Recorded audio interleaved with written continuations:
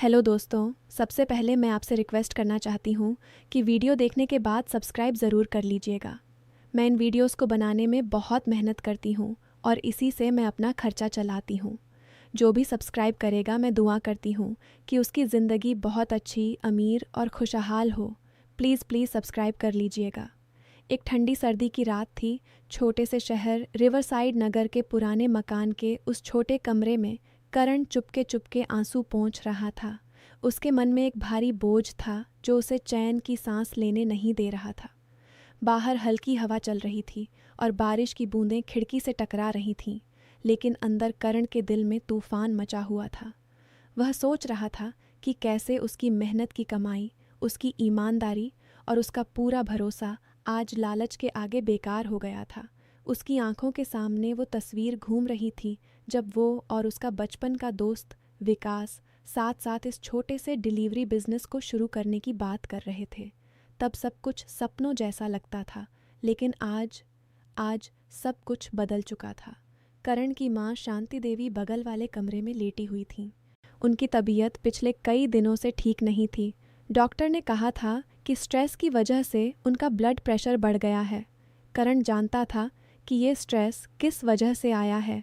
उसकी छोटी बहन प्रिया स्कूल से घर आई थी और चुपचाप अपनी किताबें खोलकर बैठ गई थी, लेकिन उसकी आंखों में भी उदासी छाई हुई थी। पूरा घर उदासी में डूबा हुआ था। करण ने मन ही मन सोचा, क्या मैंने गलती कर दी? क्या विश्वास करना ही मेरी सबसे बड़ी भूल थी? लेकिन कहानी यहीं से शुरू नहीं होती।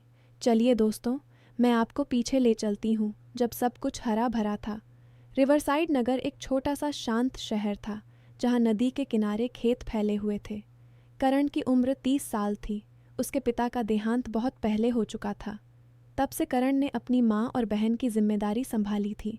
वह सुबह 4 बजे उठकर डिलीवरी का काम शुरू करता। छोटी छोटी गाड़ी पर सामान लेकर शहर के अलग अलग इलाकों में जाता।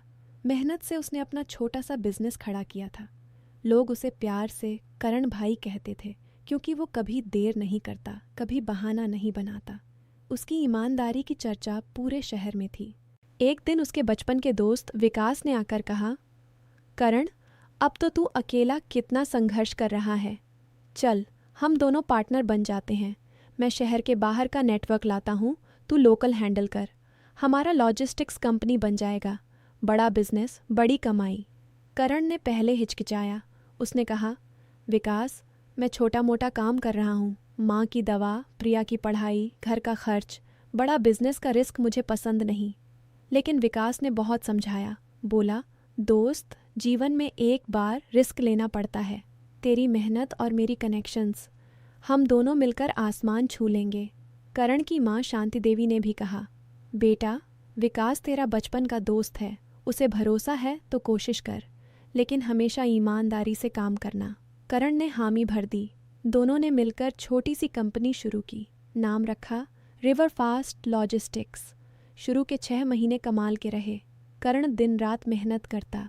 सुबह डिलीवरी, दोपहर अकाउंट्स, शाम को नई क्लाइंट्स ढूंढना। विकास ऑफिस और बाहर के काम संभालता। कमाई बढ़ने लगी। घर में खुशियां लौट आईं। शांति देवी के चेहरे पर मुस्कान आ गई। प्रिया नई ड्रेस मांगती तो करण बिना सोचे खरीद लाता। लेकिन दोस्तों, जैसे जैसे पैसा बढ़ा वैसे वैसे विकास का व्यवहार बदलने लगा। पहले वो करण से पूछकर हर फैसला लेता था। अब वो अकेला बड़े बड़े कॉन्ट्रैक्ट साइन करने लगा। करण को शक हुआ जब 1 महीने अकाउंट्स चेक करते वक्त उसे कुछ गड़बड़ दिखी। कुछ पैसे का हिसाब नहीं मिल रहा था। उसने विकास से पूछा, भाई, ये ट्रांजैक्शन क्या है? 10,000 का पेमेंट कहाँ गया? विकास हंसकर बोला, अरे यार, तू चिंता मत कर। मैंने नया क्लाइंट जोड़ा है, वो एडवांस था, सब ठीक है। करण ने विश्वास कर लिया, लेकिन मन में एक हल्की सी घबराहट रह गई। घर आकर वो माँ को बताता, माँ, विकास थोड़ा तेज चल रहा है, लेकिन वो मेरा दोस्त है। शांति देवी ने सिर हिलाया, बेटा, दोस्ती अच्छी है, लेकिन नज़र हमेशा रखना। लालच इंसान को अंधा बना देता है। दिन गुजरते गए। कंपनी अब काफ़ी बड़ी हो गई थी। 2 गाड़ियाँ और हो गईं। 3 कर्मचारी और लग गए। लेकिन विकास अब करण को ऑफिस से दूर रखने लगा। कहता, तू फील्ड में अच्छा काम करता है, ऑफिस का झंझट मुझे संभालने दे। करण मेहनत करता रहा। लेकिन एक दिन प्रिया स्कूल से रोते हुए आई। बोली, भैया स्कूल का फीस बढ़ गया है और मेरी फ्रेंड्स कह रही हैं कि अब हमारा घर पुराना हो गया है। करण ने मुस्कुराते हुए कहा, चिंता मत कर बहन, अब सब ठीक हो जाएगा। लेकिन रात को जब करण अकाउंट्स देख रहा था तो उसे बड़ा झटका लगा। कंपनी के बैंक अकाउंट में बहुत कम पैसे बचे थे, जबकि क्लाइंट से भारी भरकम पेमेंट आया था। उसने विकास को फ़ोन किया। विकास ने कहा, कल ऑफिस आ, सब क्लियर कर दूंगा। अगले दिन ऑफिस में विकास ने कागजात दिखाए, लेकिन करण को लगा कुछ गलत है। उसने कहा, विकास ये सारे बिल किसके हैं? हमारा प्रॉफिट कहाँ गया? विकास का चेहरा बदल गया। बोला, करण तू मुझे शक की नज़र से देख रहा है? मैंने तेरे लिए इतना किया, तू मुझे चोर समझ रहा है? करण चुप हो गया। दोस्ती के नाम पर चुप रह गया, लेकिन मन में तूफान उठ रहा था। घर लौटकर वो चुपचाप बैठ गया। शांति देवी ने पूछा, बेटा क्या हुआ? चेहरा क्यों उतरा हुआ है? करण ने सब कुछ बता दिया। माँ ने गहरी सांस ली। बेटा अब सावधानी बरत, पैसा आया तो दोस्ती का रंग बदल जाता है। फिर 1 महीना और गुजरा। अब विकास ने बड़े बड़े सपने दिखाने शुरू कर दिए। बोला, करण अब हम नई ऑफिस लेंगे, नई गाड़ियाँ खरीदेंगे, लेकिन इसके लिए कुछ लोन लेना पड़ेगा। करण ने मना किया, भाई अभी कर्ज मत लो, पहले पुराना बैलेंस क्लियर कर लें। लेकिन विकास ने जिद की और पीछे से लोन के पेपर साइन करवा लिए। करण को बाद में पता चला। अब सस्पेंस बढ़ने लगा। एक दिन बैंक से फ़ोन आया, सर आपका लोन डिफ़ॉल्ट हो रहा है, पेमेंट कब करेंगे? करण हैरान रह गया। उसने विकास से पूछा तो विकास बोला, अरे वो तो मैंने हैंडल कर लिया, तू चिंता मत कर। लेकिन करण की नींद उड़ गई। रात रात भर वो सोचता, क्या हो रहा है? मेरी मेहनत का फल कहाँ जा रहा है? उधर घर में प्रिया की परीक्षा आने वाली थी। उसने कहा, भैया मुझे कोचिंग ज्वाइन करनी है, फ़ीस 5,000 है। करण ने जेब टटोली तो बस कुछ 100 रुपये बचे थे। वो चुपचाप बोला, कल दे दूंगा बहन, लेकिन अंदर से टूट रहा था। फिर एक बड़ा झटका लगा। कंपनी के एक बड़े क्लाइंट ने कहा, करण भाई आपके पार्टनर विकास ने हमारे साथ डबल बिलिंग की है। हमने पैसे दे दिए लेकिन डिलीवरी नहीं हुई। करण दौड़ा दौड़ा विकास के पास गया। विकास ने सारा दोष करण पर डाल दिया। बोला, तुम्हारी गलती से डिलीवरी लेट हुई, अब क्लाइंट्स नाराज़ हैं। करण के मन में गुस्सा आया, लेकिन दोस्ती के नाम पर चुप रहा। लेकिन अब शांति देवी की तबीयत बिगड़ने लगी। डॉक्टर ने कहा, स्ट्रेस कम करें वरना हार्ट अटैक का खतरा है। करण रात को माँ के सिरहाने बैठकर रोया। बोला, माँ मैंने गलती कर दी, विकास पर भरोसा किया। शांति देवी ने उसके सिर पर हाथ फेरा। बेटा ईमानदारी कभी हार नहीं मानती, सब्र रख। अब सस्पेंस चरम पर था। बैंक वाले घर आ गए। बोले, करण जी लोन की किस्त नहीं आई, घर गिरवी रखा है, अब नीलामी हो सकती है। पूरा घर सन्नाटे में डूब गया। प्रिया रो पड़ी। शांति देवी बिस्तर पर लेट गईं। करण ने विकास को फ़ोन किया, लेकिन वो फ़ोन नहीं उठा रहा था। करण ने फैसला किया कि वो खुद जांच करेगा। रात को ऑफिस गया, कागजात खंगाले तो उसे सबूत मिल गए। विकास ने कंपनी के पैसे अपने व्यक्तिगत अकाउंट में ट्रांसफ़र किए थे, फर्जी बिल बनाए थे, यहाँ तक कि करण के नाम से कुछ दस्तावेज साइन करके कर्ज लिया था। करण का दिल टूट गया। ये मेरा दोस्त, जिसके साथ मैंने स्कूल में लंच शेयर किया, जिसके साथ खेला, आज लालच ने उसे बदल दिया। अगले दिन करण ने विकास को ऑफिस बुलाया। विकास आया तो घबराया हुआ था। करण ने शांत स्वर में कहा, विकास क्यों किया ये सब? हम दोस्त थे ना? विकास ने पहले इनकार किया, फिर बोला, करण तू तो छोटा सोचता है, पैसा बड़ा बनाता है। मैंने सोचा था तू समझ जाएगा। करण ने कहा, समझ? मेरी माँ की जान, मेरी बहन की पढ़ाई, मेरे कर्मचारियों का भविष्य, सब कुछ दांव पर लगा दिया तूने।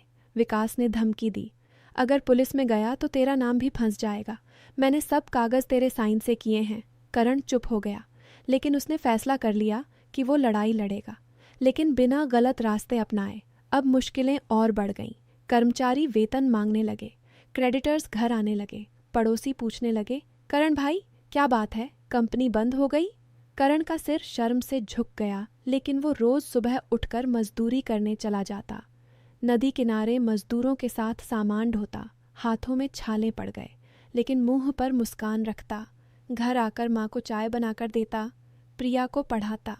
एक दिन प्रिया ने कहा, भैया मैं स्कूल छोड़ दूंगी, घर का काम करूंगी। करण की आंखें भर आईं। बोला, नहीं बहन तू पढ़, मैं हूं ना। लेकिन अंदर से टूट रहा था। शांति देवी ने एक रात कहा, बेटा विकास से माफ़ी मांग ले, घर बच जाए। करण ने सिर हिलाया। माँ, माफ़ी नहीं, सच्चाई चाहिए, मैंने कुछ गलत नहीं किया। फिर ट्विस्ट आया। करण को याद आया कि साल भर पहले एक बुज़ुर्ग व्यापारी रामलाल जी थे, जिनकी डिलीवरी करण ने फ्री में की थी क्योंकि उनकी गाड़ी ख़राब हो गई थी। रामलाल जी ने कहा था, बेटा, तूने मेरी मदद की, मैं कभी नहीं भूलूंगा। करण ने हिम्मत करके उनसे मिलने गया, सारी कहानी सुनाई। रामलाल जी ने सुना तो बोले, करण बेटा, तू ईमानदार है, मैं तेरी मदद करूंगा। मेरे पास पुराने कागजात हैं, विकास ने मेरे साथ भी धोखा किया था। रामलाल जी ने पुलिस में शिकायत करवाई और सबूत जुटाए। अब सस्पेंस का अंत नज़र आने लगा। पुलिस ने विकास को पूछताछ के लिए बुलाया। विकास घबरा गया। उसके सारे फर्जीवाड़े सामने आने लगे। उसके अपने पार्टनर भी उसके खिलाफ हो गए। विकास का साम्राज्य ढहने लगा।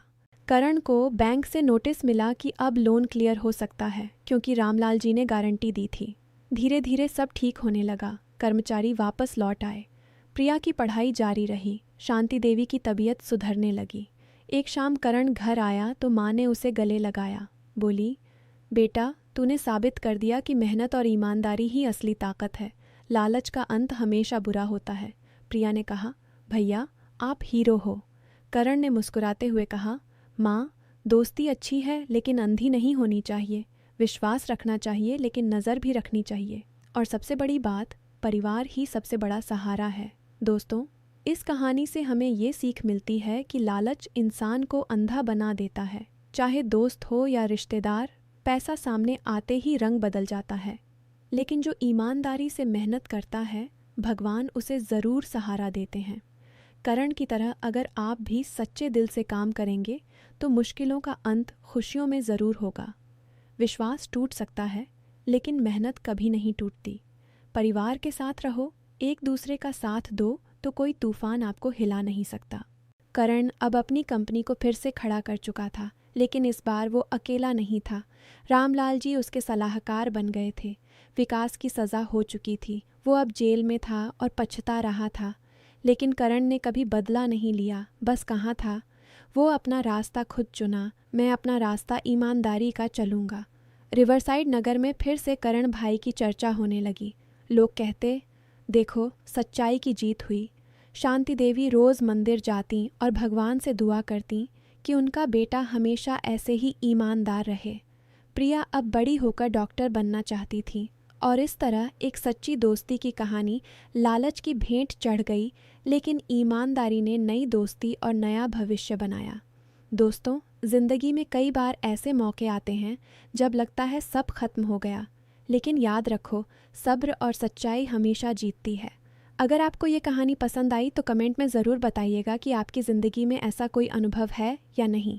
और हाँ, अगली कहानी में मिलते हैं एक और मज़ेदार और सीख देने वाली कहानी के साथ।